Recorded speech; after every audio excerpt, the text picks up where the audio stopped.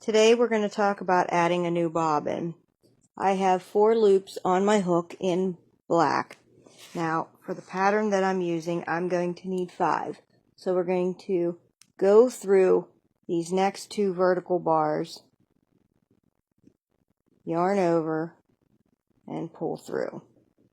Now to add our next color, we're going to grab the other bobbin, and I like to leave a longer tail.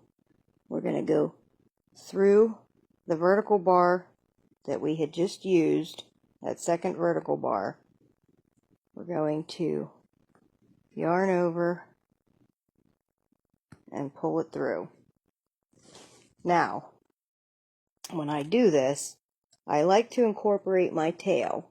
So for my next couple stitches, I have 7.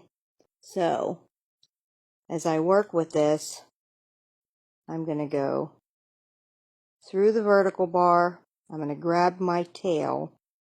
Hard to see through the camera here. I'm going to go over, wrap the tail over my hook, yarn over, and pull through. Then my next stitch, I'm going to go through, yarn over, and pull through.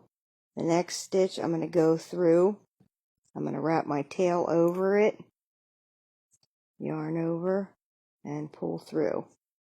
Next stitch, go through, and since every other stitch, what you're going to in essence do is work over and under and over and under your tail, and in the back it will lock it in and drag it along your work. And since it's the same color, you're not going to see it in the end.